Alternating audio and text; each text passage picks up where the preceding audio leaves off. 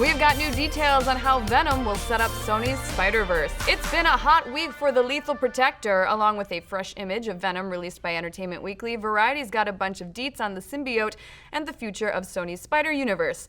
In the exclusive article, Columbia Pictures head Sanford Panitch shared that the Sony Movieverse is internally called Sony's Universe of Marvel Characters.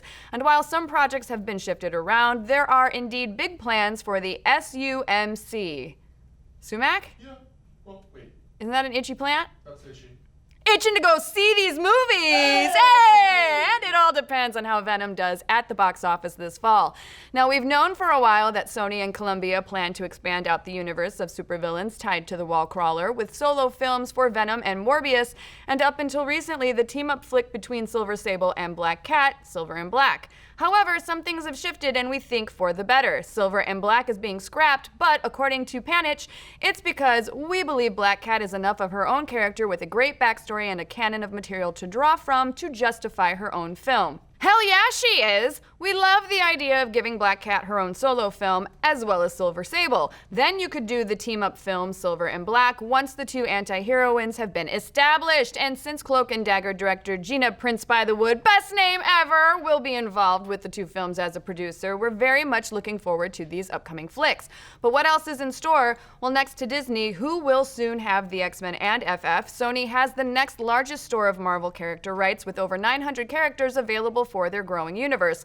Now, that's not all superheroes and supervillains. It's a wide variety of characters from Scorpion to Aunt May. So, with that many Spider-Man characters to play with, how does Venom factor into the newly minted SUMC? First off, we're already seeing how Sony is working to establish the Spider-Verse without Spidey by giving Venom his own separate Spidey-less origin story. We're also seeing how Sony is still leaving some room for Spidey to come back to this universe in the future, with Venom reportedly pulling back just a tad on the horror elements so that it can get a PG-13 rating.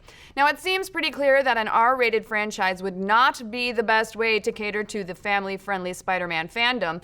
By keeping things PG-13 now, the hope is, most likely, that Sony will be able to have Spidey join up for a Venom sequel in the future. And even though Spidey is not slated to appear in this first Sony's Universe of Marvel Characters venture, he's still a key part of the Sony universe. He may not be Sony's version of Tony Stark, a la Sony Stark. Hey! God, I'm on fire today! But as Panitch says, Spider-Man connects to a lot of the characters in the Sony Marvel sandbox.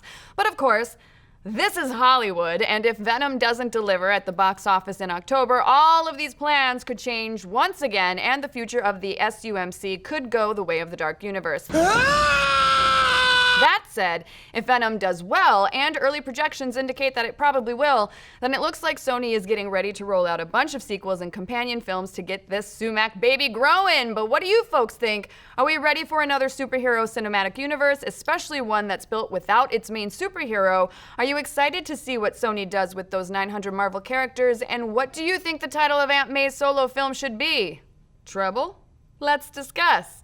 Be sure to like, subscribe, and mash that little bell to get notified every time we drop a video or go live with the show. And hey, have you checked out What the Friday? It's our pop culture week in review breakdown where we discuss, debate, and then get too heated over trivia. You can check it out on Fridays at 1 p.m. Pacific on ProjectAlpha.com. And if you miss it live, you can always check out the podcast version on iTunes, Spotify, and wherever fine podcasts are found.